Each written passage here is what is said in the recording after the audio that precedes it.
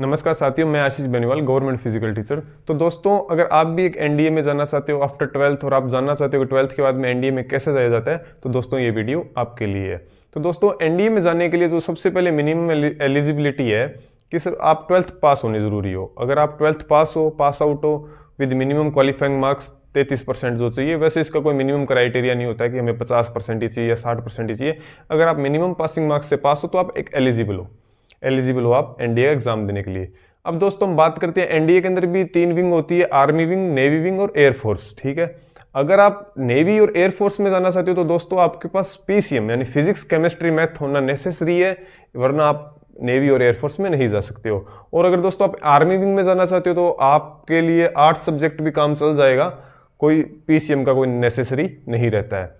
अब दोस्तों हम बात करेंगे कि इसके अंदर जाने के लिए तो हर साल इसका एग्जाम कंडक्ट कराती है यूपीएससी साल में इसका 2 बार एग्जाम कंडक्ट कराती है।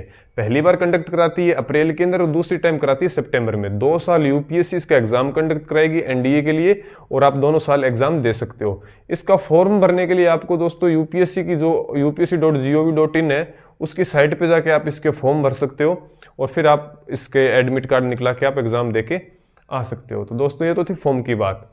दोस्तों हम बात करते हैं कि आप एनडीए में जाना चाहते हो तो कुछ छोटी चीज़ों का आप बेसिक ध्यान रखो कि आप एक मेडिकली प्रॉपर फिट होने ज़रूरी हो दोस्तों, यानी कि आपके कोई मेजर डिजीज नहीं होनी चाहिए, आप एक फिजिकल फिट इंसान होने चाहिए, कोई मेजर डिजीज नहीं होनी चाहिए। प्लस दोस्तों अगर आप एज ए लड़के हो तो आपकी 157 सेंटीमीटर हाइट होना नेसेसरी है। ये अलग अलग रीजन्स के हिसाब से कुछ इनको छूट मिलती रहती है, पर बाकी अगर आप as a general OBC category से आते हो, राजस्थान से हो, तो आपकी जो मिनिमम 157 सेंटीमीटर हाइट होना नेसेसरी है। कैटेगरी का मेजर इसमें कोई रोल नहीं है, मैं जनरल या ओबीसी बोल दिया है, पर बाकी अगर आप राजस्थान से हो तो आपकी 157 सेंटीमीटर हाइट होना जरूरी है और लड़कियों के लिए हाइट 153 सेंटीमीटर के करीब रहती है। अब दोस्तों हम बात करेंगे कि इसमें पेपर में क्या कुछ होता है।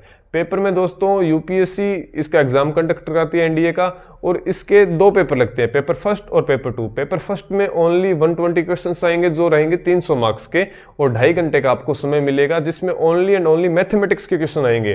पेपर फर्स्ट 2.5 घंटे का समय होगा और 300 मार्क्स के होंगे, 120 क्वेश्चंस होंगे ओनली एंड मैथमेटिक्स के। अब दोस्तों फिर लगेगा इसका पेपर सेकंड, एक ही दिन होता है।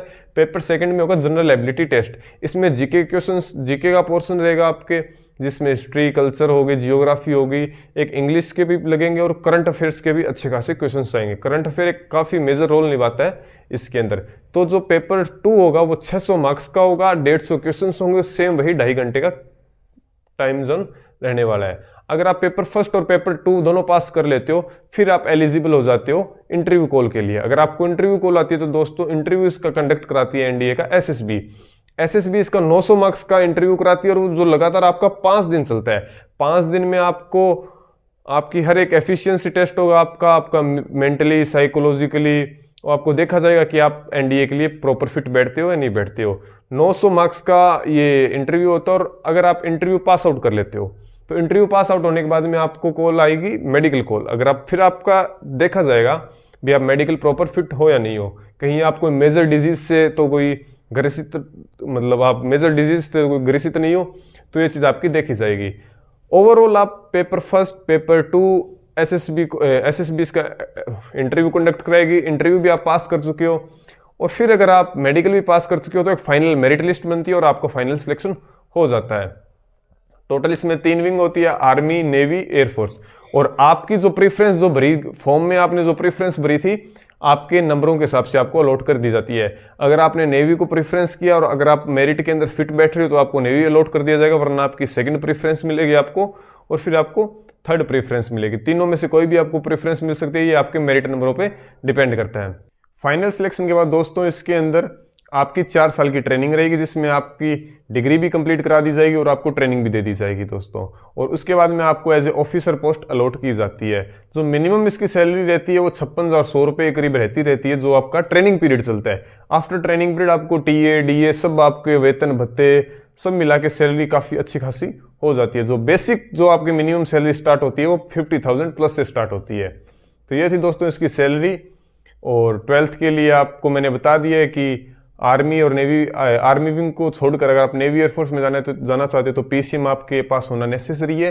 अगर आर्मी लाइन में आप जाना चाहते हो, ऑफिसर बनना चाहते हो, तो आप कोई भी सब्जेक्ट से चल सकते हो दोस्तों।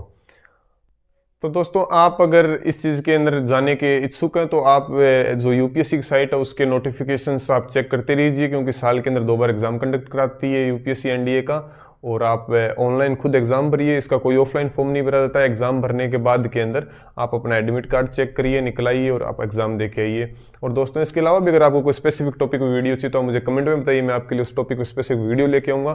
Thank you.